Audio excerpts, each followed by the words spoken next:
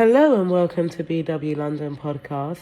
So I'm sat here now while they're doing the verdict for the Johnny Amber trial.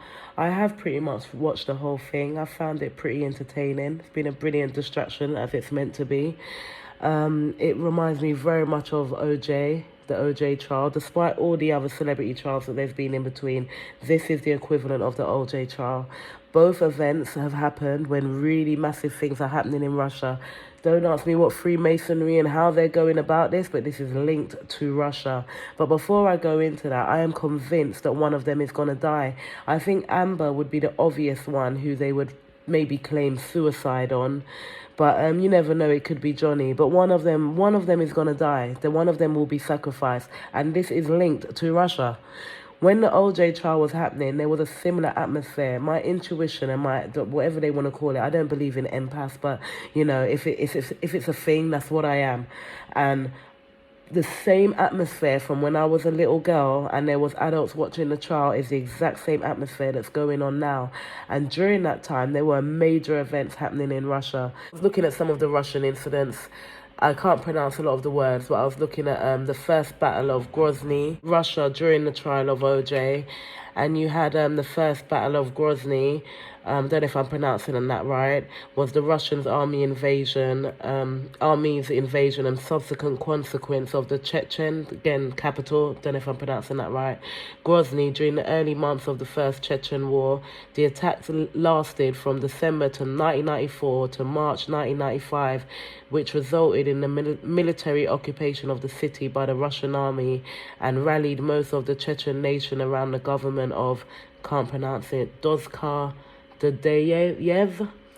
Also during that trial, the Balkan Airlines flight, 130 crashes, killing all 124 people on board.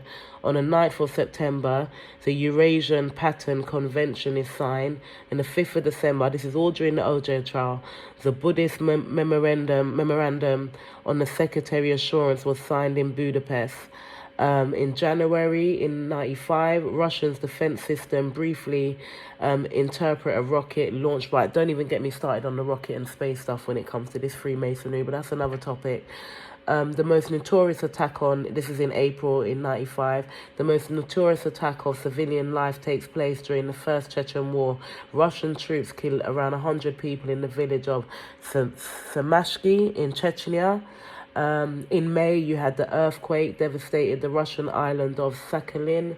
Residential buildings collapsed and around 2,500 people are unaccounted for. Listen, this is connected to Russia. Russia is doing big business right now. And while we've been distracted watching this trial, and boy, is it entertaining. While we've been distracted doing this, Freemasonry, Illuminati have been doing their thing. And this is linked to Russia and their invasions and what they're doing. And that we'll hear the aftermath and we'll hear how detailed it goes. But right now, nobody wants to hear about that. And this trial is entertaining on so many levels, because right now we're pushing the agenda. It's all just to divide men and women, but we're now pushing a true agenda of, how women make a lot of false claims and all the things that women are not really accountable for. The world that they created, the world that they created where all body images were fantastic and all women were 10 out of 10 and women could be business women as well as married women, the world that they created and lied to us about. And now they're turning around and letting women know that that's not true. Actually, you guys don't take accountability for nothing, and most women have a very narcissistic mindset, and this trial is demonstrating all of that. One of these two are going to die. I'm telling you, one of them is going to die. And Kevin Samuel's death is also linked to that whole same topic matter of dividing men and women, letting women know about the false lie we've been told since the beginning of feminism started.